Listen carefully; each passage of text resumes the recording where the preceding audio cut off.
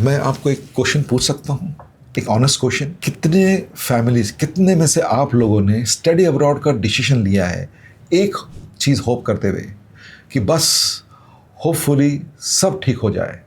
Agent को बोला है, देखते हैं। इनफैक्ट ये हजारों बच्चों के रिसर्च, उनसे बात करने के बाद मैं आपको जो बताने जा रहा हूँ ये सच है। पर आगे बढ़ने से पहले क्विकली मेरे बारे में, मेरा नाम है doctor Rajiv B Sharma.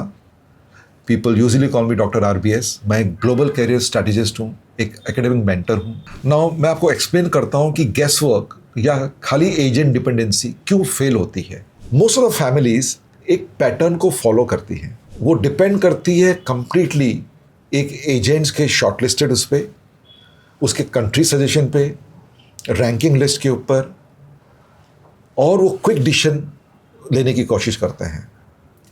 End of course वो होप करते हैं कि डिग्री जो करेगा बच्चा, बाहर पढ़ने जाएगा, उससे उसको जॉब मिल जाएगा। अब इससे बहुत एंग्जाइटी क्रिएट होती है क्योंकि wrong course choices, financial stress, visa uncertainty और पुअर एम्प्लॉयबिलिटी आउटकम, ये सब स्ट्रेस देते हैं। जो लोग ऐसा करते हैं वो ये नहीं पूछते कि कौन सा कंट्री हम चूज करें, वो पूछना चालू करते हैं कि कौन सा करियर डिज़ाइन करें हमारे बच्चे के लिए।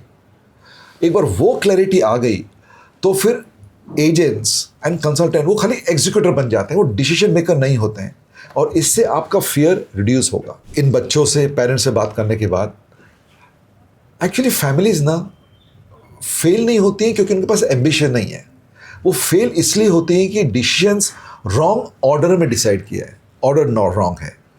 इसलिए मैंने एक साइंटिफिक डिसीजन फ्रेमवर्क क्रिएट किया है, उसको हम क्लॉफ बोलते हैं, CLOAF। ये कॉम्प्लिकेट नहीं करता है, ये कंफ्यूजन को रिमूव करता है।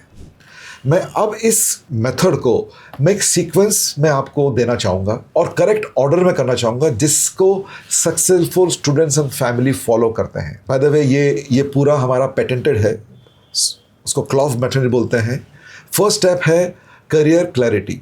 It means what role is the student ultimately aiming for, आपका फाइनली एम क्या है।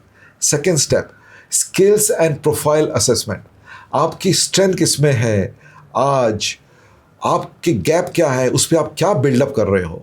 तीसरी चीज़ फाइनेंशियल प्लानिंग, ये क्या अफोर्डेबल है, क्या कंफर्टेबल है, क्या रिस्की है। Don't just go behind by rankings. मेरा दूसरा वीडियो देखिए, उसमें मैंने यही टॉपिक पे बात किया है। चौथा कंट्री का फिट और वर्क राइट्स, वहाँ पर कौन सा कैरियर एक्चुअली कन्वर्ट होता है जॉब्स में लीगली। और fifth university and course selection, इसमें आपको ऐसे चूज करना है कौन से इंस्टीट्यूट जो इस पूरे प्लान को आपको सपोर्ट करेंगे। और फाइनली वीसा।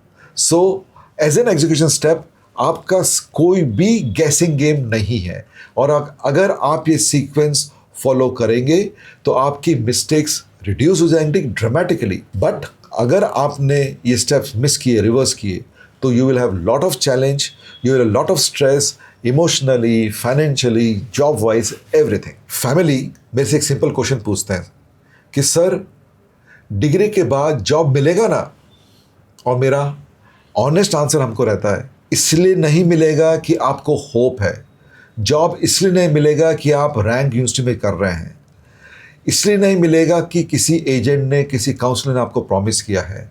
जॉब्स तभी आते हैं जब कैरियर डायरेक्शन क्लियर होता है, आपके स्किल मैच करती है मार्केट डिमांड को, कंट्री अलाउ करता है वर्किंग राइट्स को पोस्ट स्टडी, और यूनिवर्सिटी सपोर्ट करती है एम्प्लॉयबिलिटी को। सो आपका जो आउटकम है वो डिज़ाइन से आता है, लक से नहीं आता है।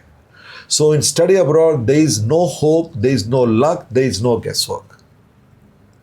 सो गैसवर्क आप करेंगे तो बहुत एंग्जाइटी क्रिएट होगा। फ्रेमवर्क जैसे मैंने ऊपर बताया था वो कॉन्फिडेंस क्रिएट करता है। अगर आपकी फैमिली स्टडी अब्रॉड प्लान कर रही है तो डिसीजन को रश नहीं कीजिए, उनको डिज़ाइन करिए। हमारा क्लियर फॉर्मूला है career first, country later, process always. ये हमारा पेटेंटेड फॉर्मूला है। अगर आपको इसके बारे में और मालूम करना है तो प्लीज़ मेरी टीम से बात कीजिए, गैसों को पीछे छोड़िए और स्टडी अब्रॉड को प्लान कीजिए। All the best to you.